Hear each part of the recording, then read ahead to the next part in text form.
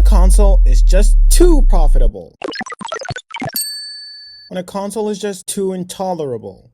Alright, ladies and dirty doggy gentlemen, my last video gave me a bunch of brand new subscribers, so I want every flippin' stinking one of you to sit tight, fasten your seatbelts, turn on your notification bells, and tell your mothers you love them because you are in for one hell of a ride this time. As today, I will be educating you all, my loves, about video game profits and deposits. Not ergonomics, but video game economics. Don't worry, I promise it's not as boring as it sounds. Let's go.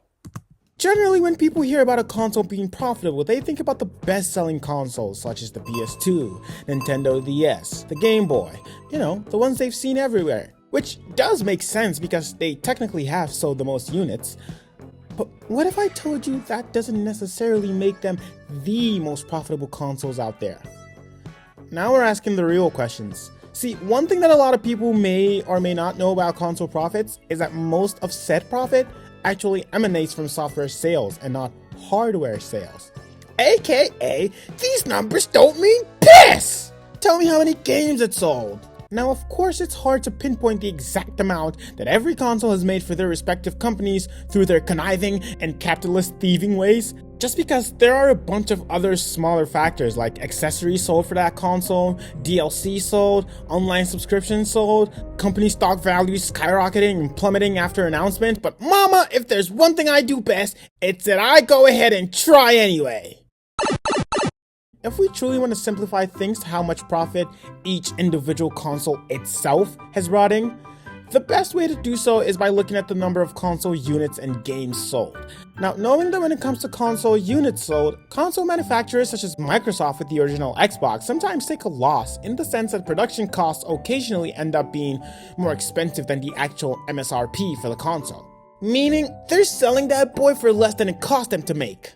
As a result of that, I'm just gonna focus on the consoles with the most games sold since that's way more indicative of the profits brought by the console.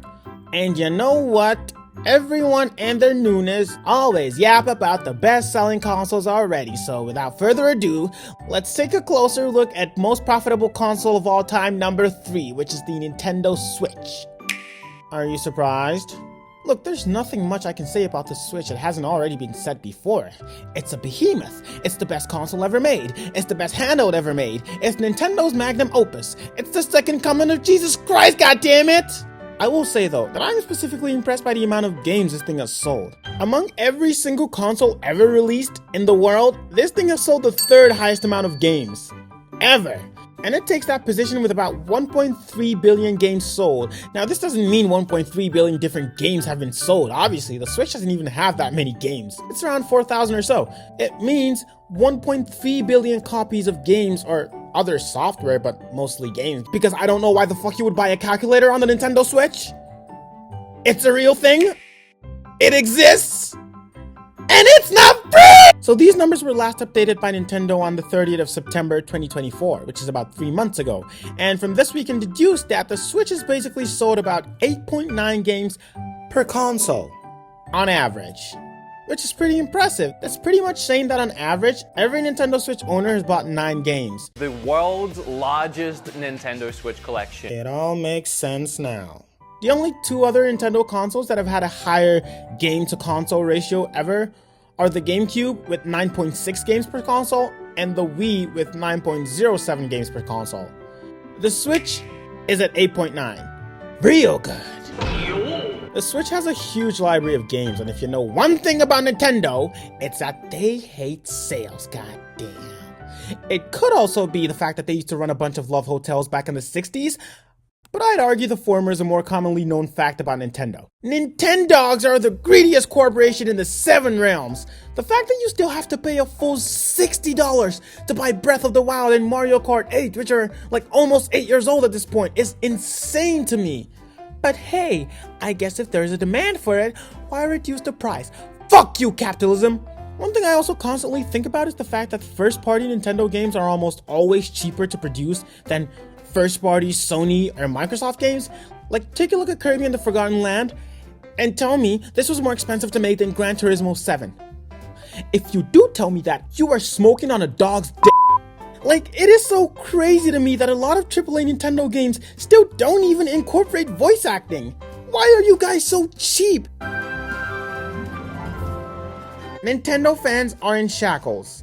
Now, I do understand that a good reason why Nintendo are able to get away with stuff like this is because at the core, they do retain amazing gameplay most of the time, and stuff like voice acting still remains secondary aspects to the enjoyment of a game. Sometimes I just wish they wouldn't be so frugal with their big franchises. Look at Pokemon Scarlet and Violet. This game looks like it runs on a Samsung fridge. Sword and Shield from 2019 look leagues better and it's the same hardware. What is this optimization, Nintendo? It also did run like dog shit until a couple of updates that fixed the frame rate performance. Look, I just really hope they stop cutting corners on the Switch too, specifically when it comes to Pokemon games. Now, that's enough about the Nintendo Switch. Yes, their first-party games are cheaper to make than Microsoft and Sony's. Yes, their first-party games go on sale less often than Microsoft and Sony's. Yes, their first-party games sell way more than Microsoft and Sony's. Yes, first-party games are more profitable than third-party games since they own the damn games. So I understand on paper, it does seem like the Switch should be more profitable from games sold than the next two consoles on this list. But hey, remember that a huge chunk of the Switch's eShop, maybe even almost half of it, is made up of shovelware? Like really cheap, low quality shovelware that would make your grandmother cry and shit her pants?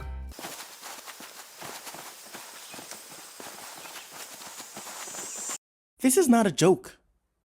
And a lot of these shovelware you could buy for about $10 or even less. So a lot of these cheap shovelware games may make up for a significant amount of the Switch's 1.3 billion software units sold. With that being said, moving on to the next most profitable console according to games sold. PS4! I can never escape this console!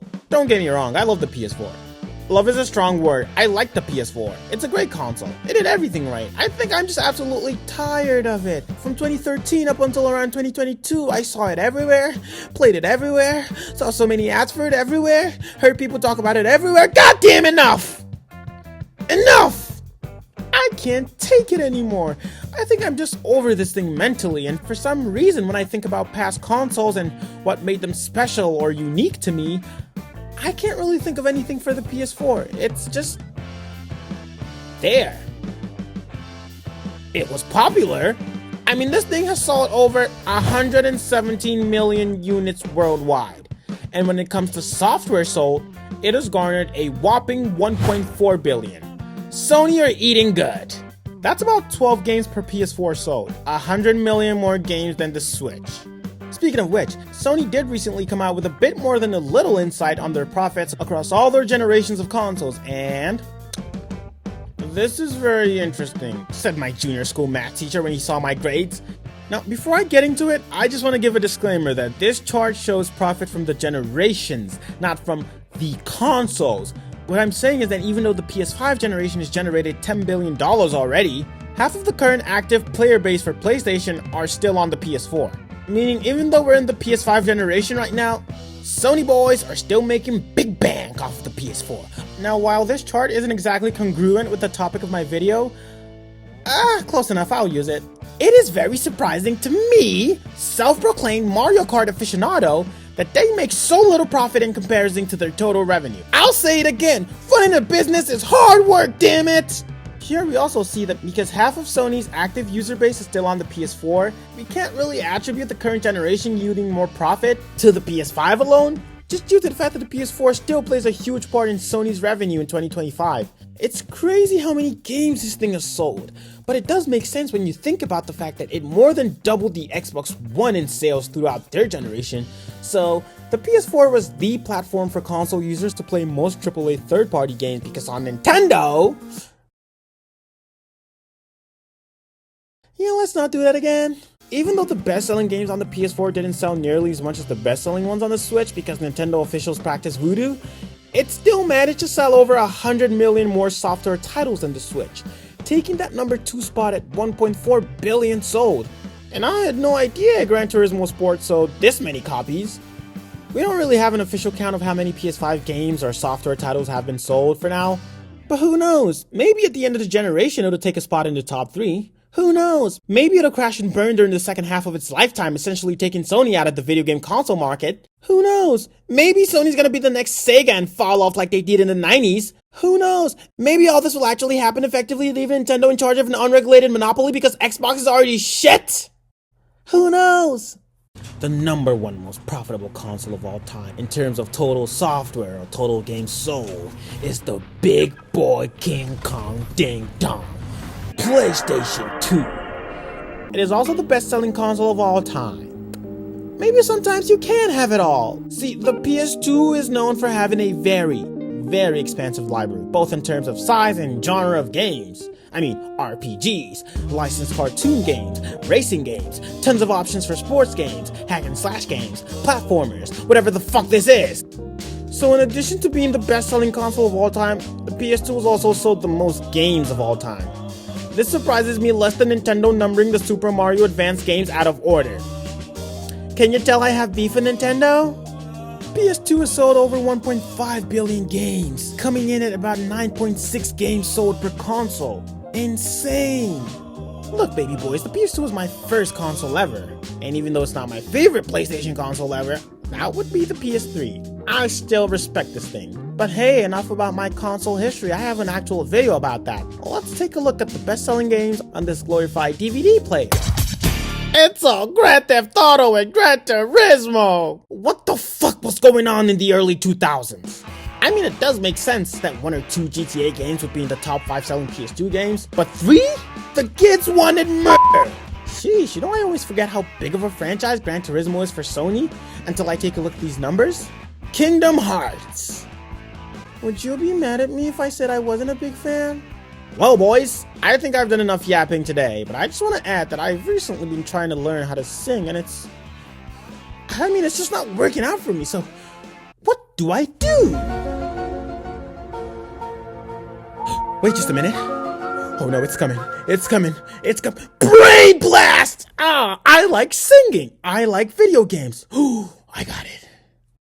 Before I click this button, I gotta ask, would my mother be proud?